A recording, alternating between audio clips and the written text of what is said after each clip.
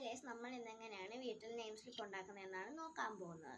First നമുക്ക് ഇഷ്ടമുള്ള അളവിൽ നെയിം സ്ലിപ്പ് ഉണ്ടാക്കേണ്ട പേപ്പറിൽ നിന്ന് വെട്ടിയെടുക്കണം.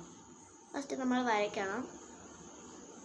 ഞാനിവിടെ 5 സെൻറ്റിമീറ്ററും നമ്മൾ ഇന്നെങ്ങനെയാണ് ഹോം മെയ്ഡായിട്ട് സ്റ്റിക്കർ അതായത് നെയിം സ്ലിപ്പ് ഉണ്ടാക്കുന്നത് എങ്ങനെയാണെന്നാണ് നോക്കാൻ പോകുന്നത്.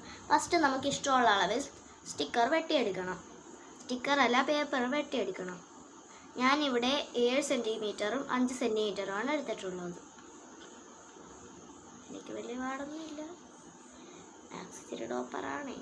നമ്മൾ വെട്ടിയെടുക്കും. കഴിഞ്ഞ വർഷം മാത്സിന് ഭയങ്കര മാർക്ക് കൊടുക്കാറ്. നമ്മൾ വരച്ചിട്ടുണ്ട്. പിന്നെ ഇത് നമ്മൾ പേപ്പറിൽ നിന്ന് ആ ഷേപ്പ് വെട്ടിയെടുക്കണം. നമ്മൾ എപ്പോഴും റെക്റ്റാങ്കിൾ തന്നെ ചെയ്യണമെന്നില്ല, സർക്കിൾ ചെയ്യാൻ ആഗ്രഹമുള്ള ആൾക്കാർക്ക്.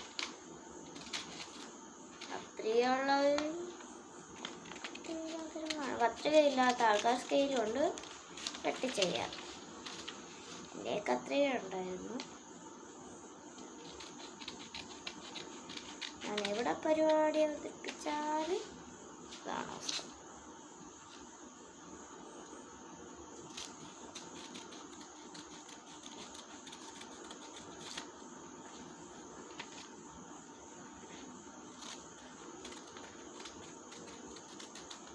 അതിനുശേഷം നമ്മളത് വരയ്ക്കാം. ഞാനിവിടെ ചെറുതായിട്ടൊരു പൂ വരയ്ക്കാൻ തീരുമാനിച്ചു. അപ്പോൾ അതിൻ്റെ ഒരു ബീഡ്സ് ഉണ്ടായിരുന്നു, അതുകൊണ്ടാണ് ഞാൻ വരയ്ക്കുന്നത്. നമ്മൾ ഈ ബീഡ്സ്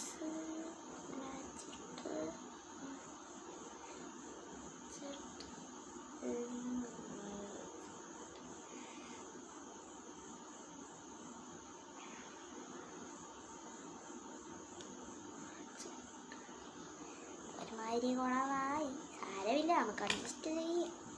വയലറ്റ് കളറാണ് എടുത്തത്. നമുക്ക് സെറ്റാക്കി എടുക്കുന്നുണ്ട്.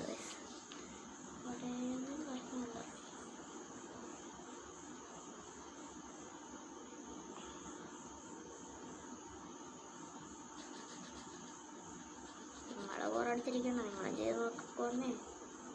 അടുത്ത വർഷം ക്രോട്ടിക്ക് നെയിം സ്ലിപ്പ് മേടിക്കണ്ട, ഒരു ബുക്ക് തന്നെ മേടിച്ചാൽ മതി. നമ്മൾ പടം വരയ്ക്കണം.